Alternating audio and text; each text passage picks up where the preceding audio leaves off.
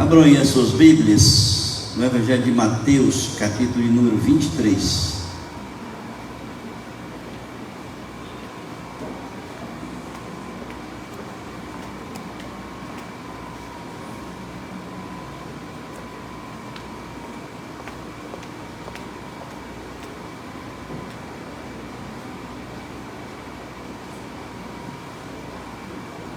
Nós vamos ler do versículo de número 13 até o versículo de número 16.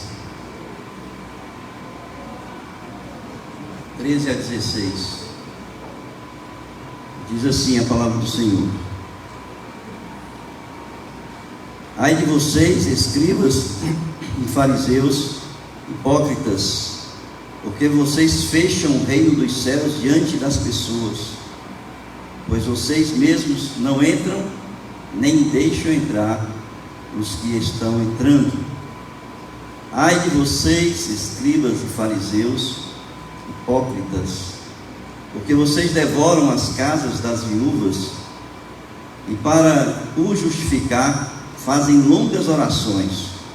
Por isso vocês sofrerão juízo muito mais severo. Ai de vocês, escribas e fariseus, hipócritas, porque vocês percorrem o mar e a terra para fazer um prosélito, e uma vez feito, o tornam filho do inferno 2 vezes mais do que vocês.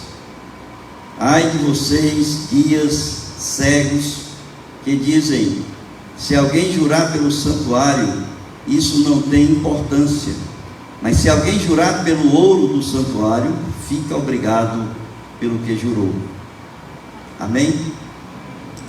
Bem, irmãos, eu estava pensando naquela palavra hoje pela manhã do nosso irmão Elias, aquele cidadão lá daquela igreja que estava impedindo as pessoas de se congregarem ali na igreja, dificuldade que ele estava colocando ali.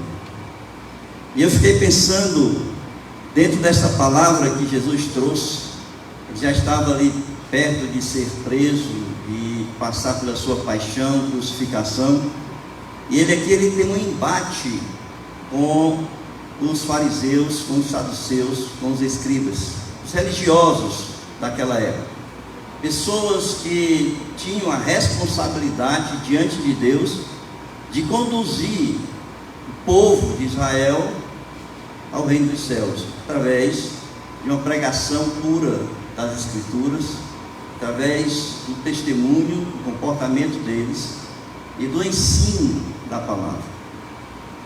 E mais uma vez, então, Jesus coloca uma coisa que me fez pensar um pouco mais sobre a minha vida, sobre a vida da igreja, sobre a palavra que eu ouvi hoje pela manhã, que é exatamente essa que está no versículo de número 13.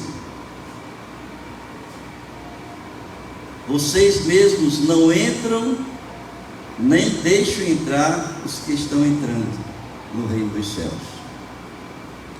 O que eu fiquei pensando foi: será que a minha vida realmente tem sido instrumento de Deus para conduzir pessoas ao reino dos céus? Ou eu tenho sido um instrumento, como os fariseus, como os escribas, que Jesus está falando aqui, para dificultar a entrada dessas pessoas no reino dos céus, para impedir que elas entrem no reino dos céus? E é interessante a gente observar que nesse texto ele diz: não deixam entrar os que estão entrando.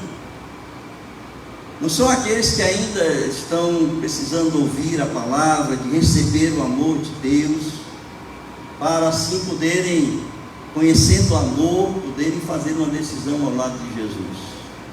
São pessoas que já estavam entrando, pessoas que já estavam com um pé dentro do reino dos céus.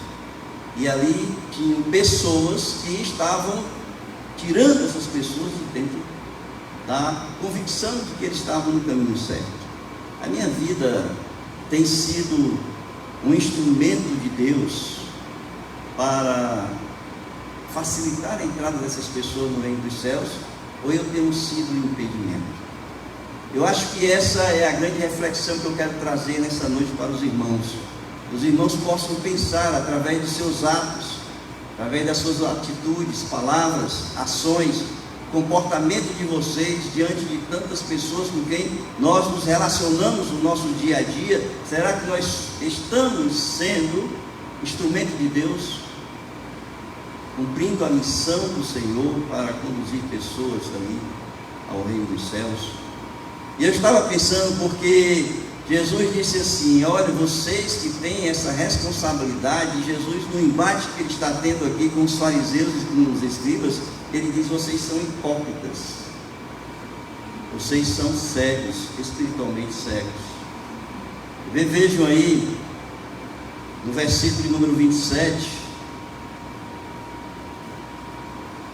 ele diz: ai de vocês, escribas e fariseus hipócritas, porque vocês são semelhantes aos sepulcros pintados de branco, que por fora se mostram belos, mas interiormente estão cheios de ossos de mortos e de toda podridão.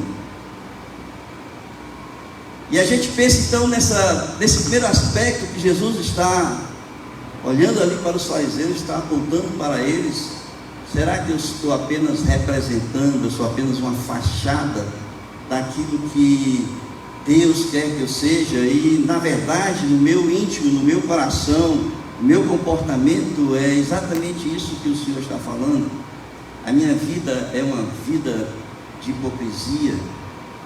A minha vida é apenas uma encenação para que eu possa atrair pessoas para mim, chamar a atenção das pessoas para mim, não para o Senhor, como deveria ser feito. Ele chama também essas pessoas de cegos, espiritualmente cegos. Vejam aí o versículo número 24.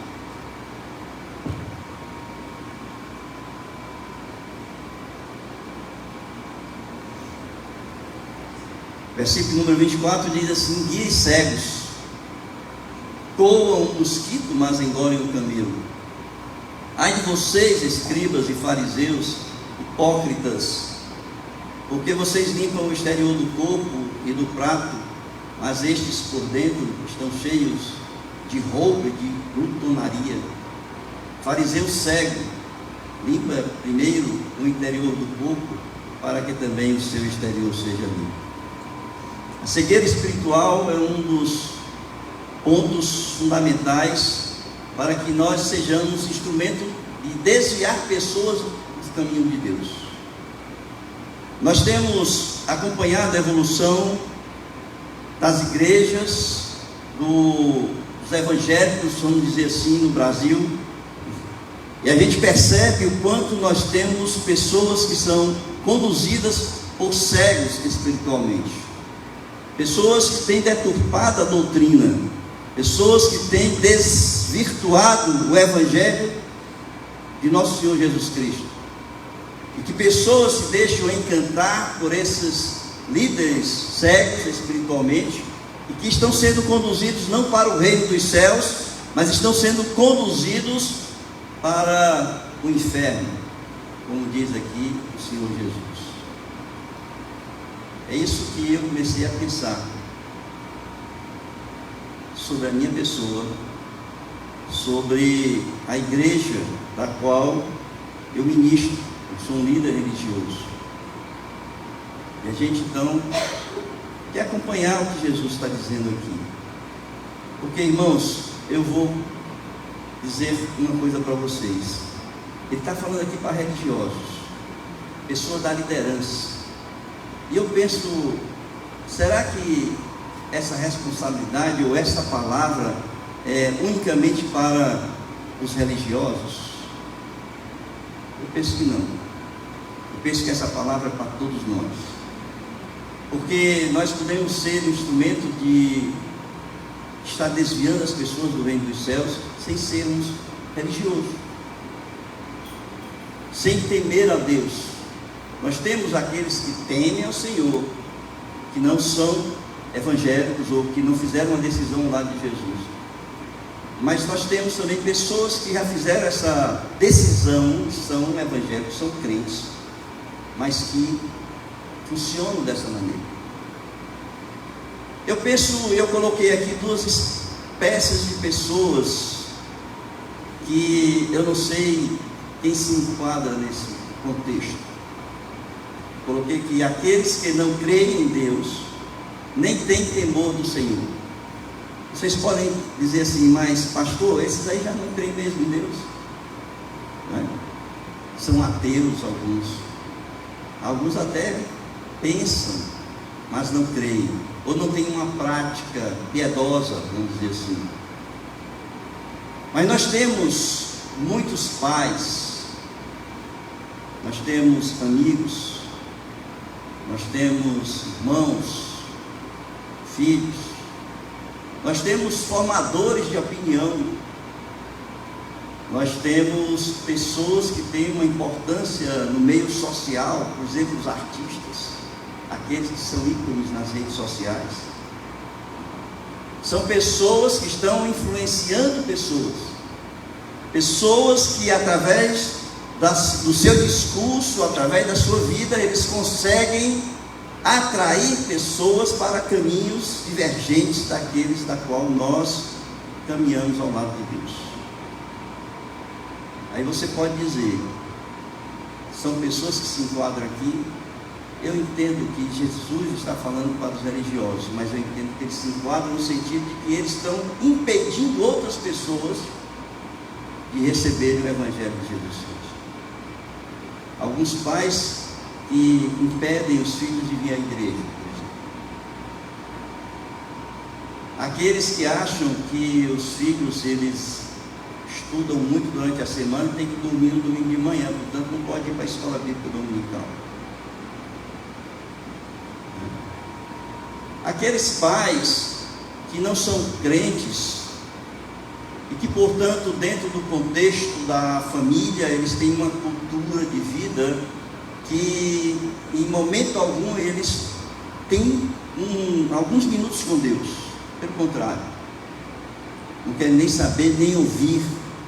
E crianças que são educadas, formadas dentro de um lar ateu, que jamais, talvez, poderão seguir os caminhos de Deus.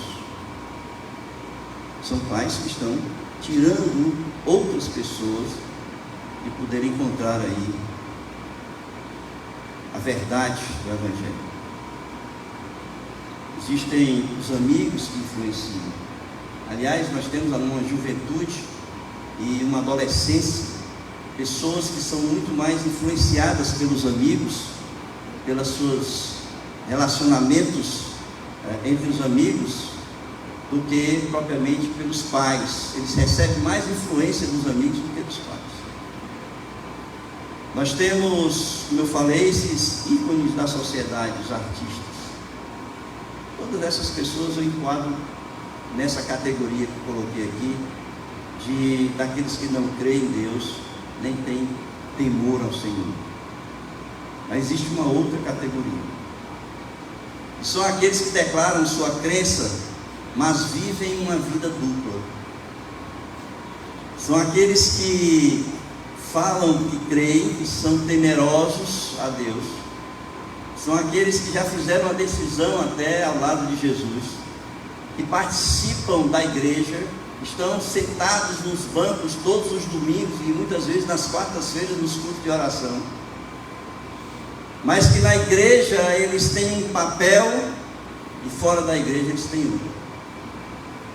O testemunho dessas pessoas são testemunhos negativos.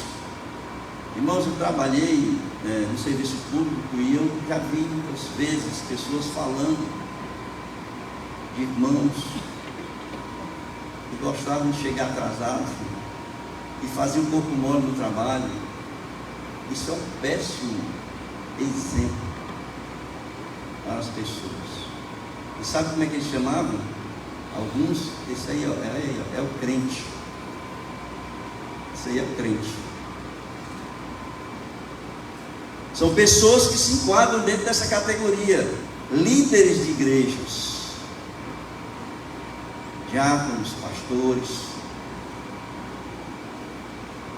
líderes de ministério, têm vida dupla.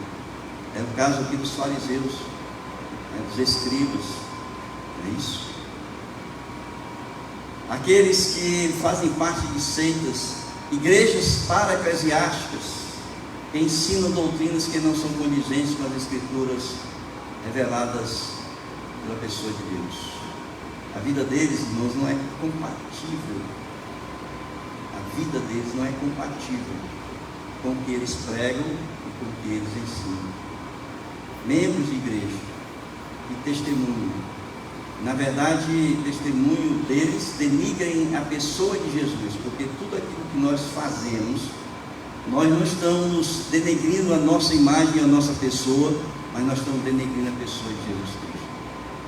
Tudo que se toca à igreja, toca o cabeça da igreja, que é Jesus.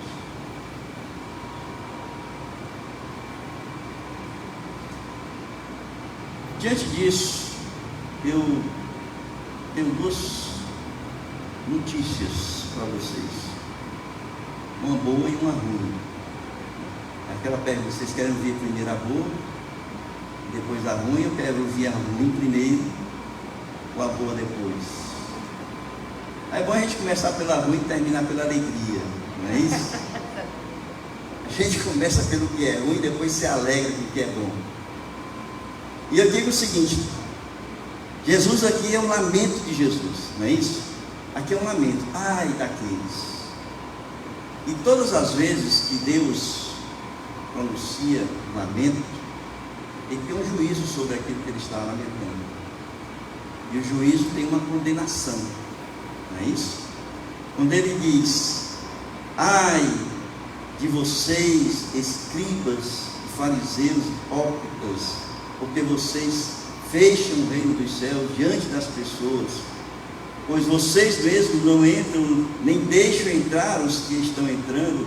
Ele vai, a partir daí, colocar uma série de juízo e condenação sobre estas pessoas das quais ele está falando. Todas as vezes que nós estamos vivendo de uma forma em que nós nos enquadramos nesse lamento de Jesus, nós estamos debaixo de um juízo, de uma condenação do Senhor. Essa é a notícia ruim. Por isso é que eu chamo a reflexão da igreja e a mim mesmo, para poder fazer uma introspecção, uma análise da minha pessoa, do comportamento da minha pessoa, se realmente eu estou sendo aquela pessoa que as pessoas possam enxergar Cristo através da minha vida. Que eu seja, ou que a igreja seja como Paulo. Paulo era uma pessoa que tinha convicção do que ele era. E não apenas ele tinha convicção, mas ele tinha convicção de que o caminhar dele era um caminhar que agradava ao Senhor. Por isso ele dizia: sede meus imitadores, como eu sou de Cristo. Ele não tinha, ele lendo esse texto aqui, ele não teria nenhuma dúvida sobre a questão de que ele estava no caminho certo, porque ele não era parte dessa liderança religiosa aqui. A questão é: você tem essa mesma convicção que o apóstolo Paulo tinha no seu caminhar com Cristo? Essa é a grande questão, irmãos. Porque ser crente não é apenas a gente professar com a boca. Ser crente é a vida.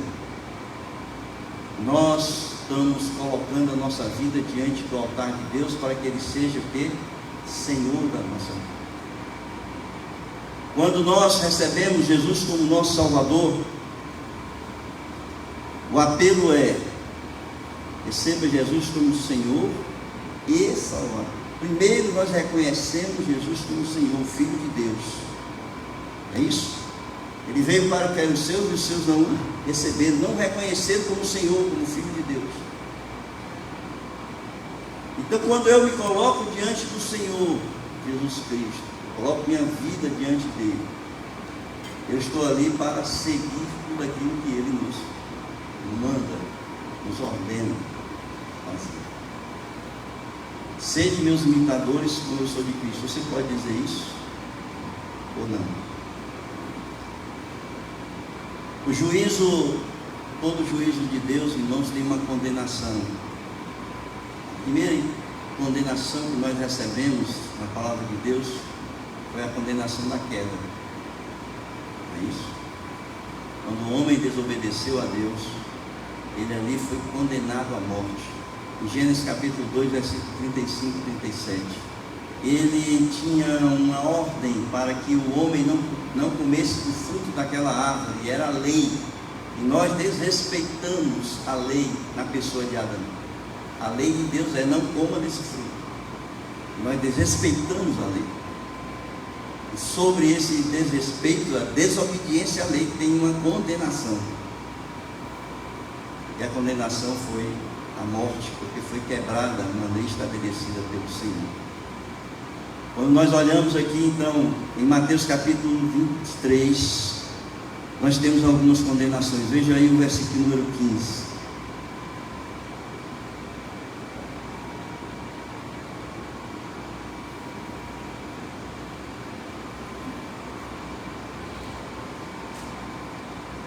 Ai de vocês, escribas e fariseus, hipócritas, porque vocês percorrem o mar e a terra para fazer um prosélito, e tendo aí convertido, tá?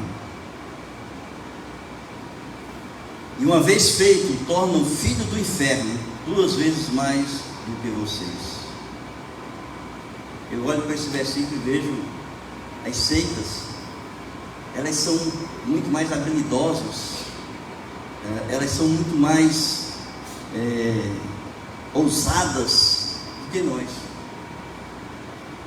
Pessoas que eles conseguem arrebanhar multidões. Igrejas para-eclesiásticas que conseguem arrebanhar multidões. E Jesus está dizendo aqui que eles percorrem o mar, a terra, para converter uma pessoa, tornam filho do inferno 2 vezes mais do que vocês. Então a condenação do inferno está naqueles que conduzem a pessoa para o inferno. Vejam em outras situações que a gente vai ver aqui. Se a gente for seguir naquilo que ele está, versículo 14, por exemplo, quando ele diz: ai de vocês, escribas e fariseus hipócritas, porque vocês devoram as casas das viúvas e, para o justificar, fazem longas orações, por isso vocês sofrerão juízo muito mais severo. Então a notícia ruim é o seguinte: é que você precisa olhar para a sua vida, para que você não seja um instrumento que esteja impedindo pessoas de entrar no reino dos céus. Pastor, como é que eu posso estar impedindo? Estou impedindo quando eu não deixo meu filho, por exemplo, vir para a igreja. Estou impedindo quando o meu testemunho lá fora não é um testemunho de um homem que serve ao Senhor. Estou impedindo quando eu coloco dificuldades para que o Evangelho seja pregado no meu lar, na minha casa, para que pessoas possam ser alcançadas através da minha pessoa. Notícia ruim é esta: há um juízo, uma condenação sobre você. Mas existe uma notícia boa, né, irmãos? Existe uma notícia boa, que é que a gente pode escapar dessa condenação. Não sei se a palavra seria escapar, mas eu vou usar. A gente pode escapar dessa condenação. Depois de lamentar o comportamento condenável das pessoas, Jesus faz a seguinte pergunta. Vejam aí, versículo número 33.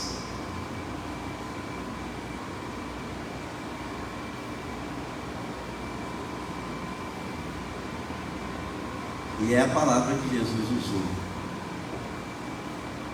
Ele diz assim: como esperam escapar da condenação do inferno?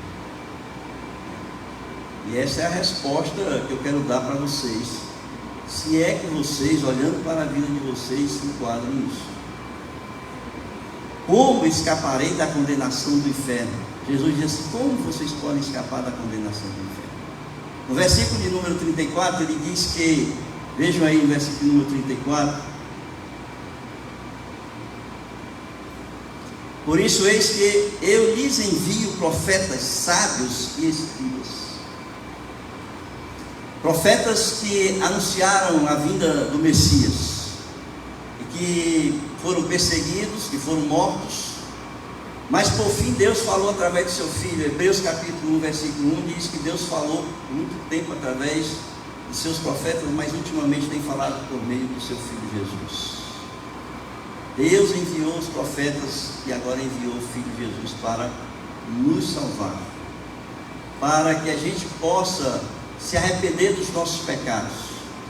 E quando o apóstolo João está escrevendo a sua primeira carta, no capítulo 1, ele vai dizer que o seguinte: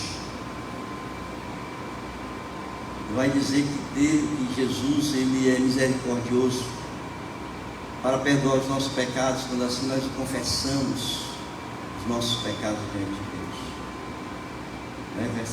1 João capítulo 1, versículo 9.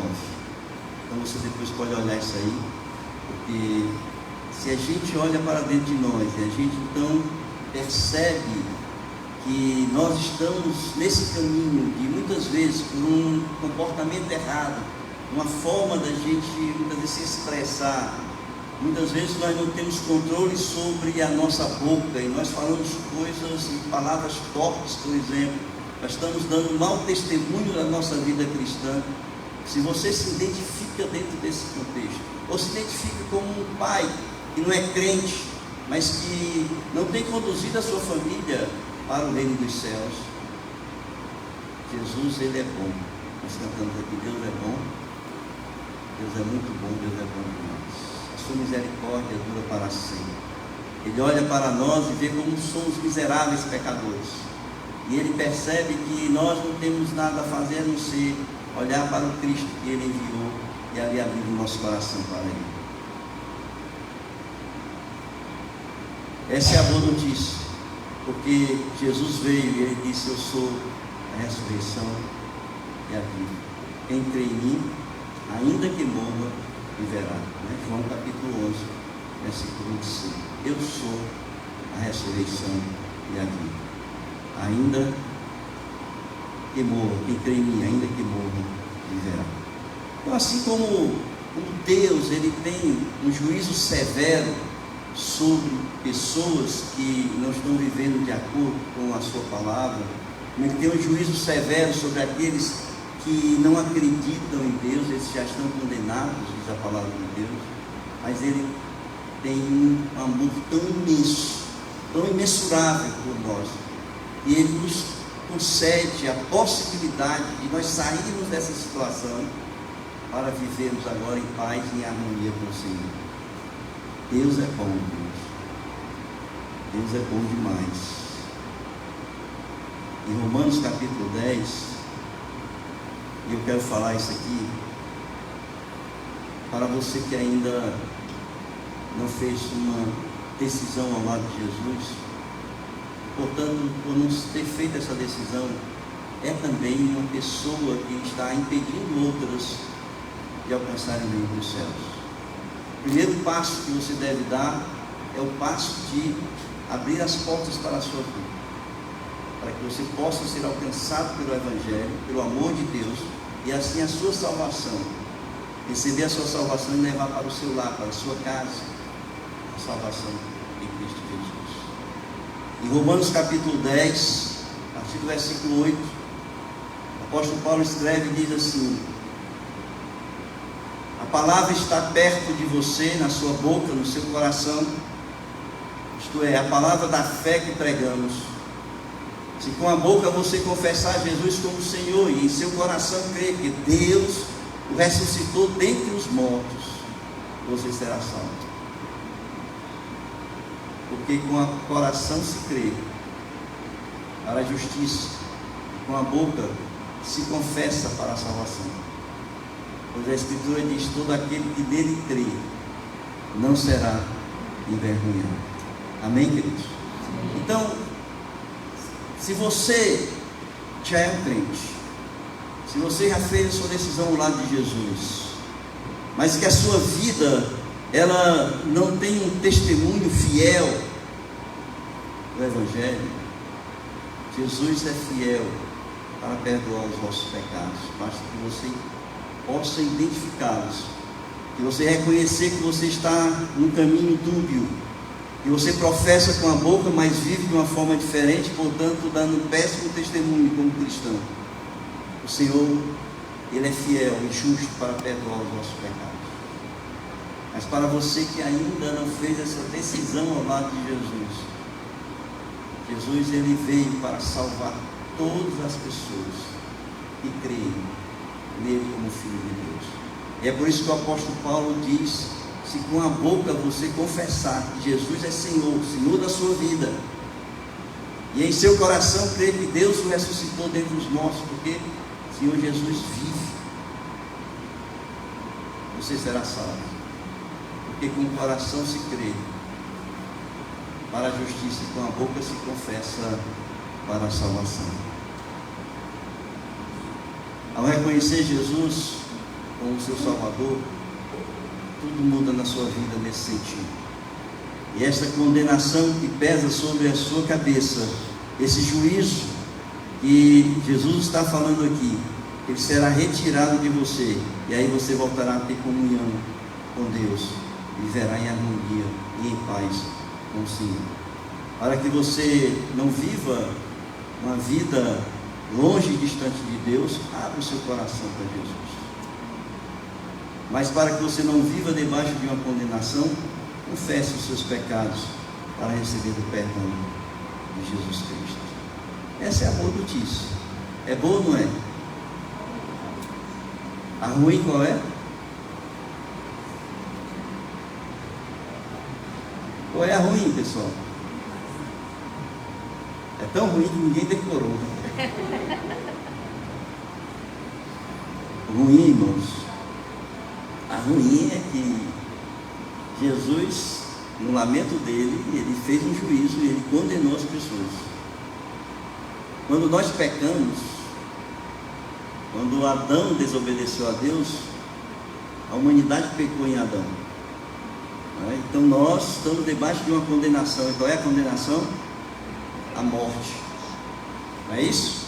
A morte. Mas ele disse assim: eu estou enviando meu Filho Jesus, para que você possa se libertar dessa condenação que existe sobre você. E aí você pode se arrepender dos seus pecados e receber o perdão através da pessoa de Jesus. Essa é a boa notícia. São as boas novas do Evangelho. Amém? Amém? Muito bem. Eu queria que você, nesta noite, sondasse o seu coração. Fizesse como o salmista, Salmo 139, no versículo 23 e 24, onde ele diz assim: sonda-me, ó Deus, e conhece o meu coração. Prova-me e conhece os meus pensamentos. Vê se há em mim algum caminho mau e guia-me pelo caminho eterno. Você é capaz de, nesse momento, fazer essa oração que o salmista fez aqui? Sonda-me, ó Deus, e conhece o meu coração. Sonda-me, porque o Senhor é capaz de olhar e enxergar aquilo que nós não conseguimos enxergar, aquilo que tem dentro do nosso coração que ainda a gente não identificou. Conhece o meu coração, prova-me, conhece os meus pensamentos. E ele pede: guia-me pelo caminho eterno. Esse é o seu desejo, essa é a sua vontade? Eu quero fazer aqui 2 apelos nessa noite na igreja. Apelo para você que já conhece o Evangelho, já está engajado na igreja, mas que não tem tido esse comportamento fiel à palavra. Também a você que ainda não recebeu o Evangelho de Jesus Cristo. São dois apelos. Se você nesse momento, você fez essa oração que o salmista fez, sonda-me, ó Deus, e conhece o meu coração. Se você fez isso, e se você identificou, Senhor, eu realmente tenho pecado no meu caminhar, eu tenho me desviado em algumas coisas, eu tenho dado um péssimo testemunho em alguns locais onde eu ando. E você, ao fazer essa oração, você identificou isso na sua vida. Eu quero pedir para você que você coloque isso diante do Senhor Jesus, porque Ele é fiel e justo para perdoar o seu pecado. E eu vou pedir que você fique em pé, que eu quero orar por você depois, ao final disso. Mas se você, Deus abençoe, mas se você ainda não fez uma decisão ao lado de Jesus, você fez essa oração que sonda-me, Senhor, conhece o meu coração, prova, conhece os meus pensamentos. E se nesse momento você sente o desejo, você quer ser salvo, levar a salvação para a sua casa, através da sua vida, que você não seja um impedimento para que também as pessoas do seu lar, da sua casa, adentre o reino dos céus. Eu quero apelar para que você abra o seu coração e receba Jesus como seu Salvador. Há alguém aqui nessa noite que queira reconhecer Jesus como Senhor e Salvador da sua vida? Se estiver, fique em pé ou levanta a mão, faça um sinal para que eu possa orar por você também. Alguém aqui nesta noite? Deus abençoe. Mais alguém?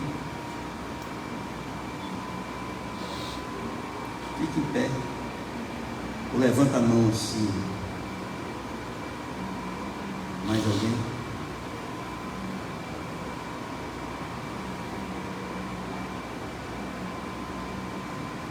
Não há? Vamos orar, irmãos? Eu vou pedir vocês, se ficarem em pé, venham aqui à frente.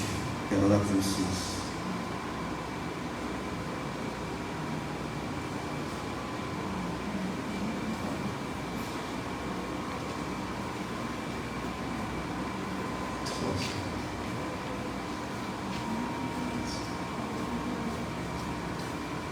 Vamos ficar em pé, gente.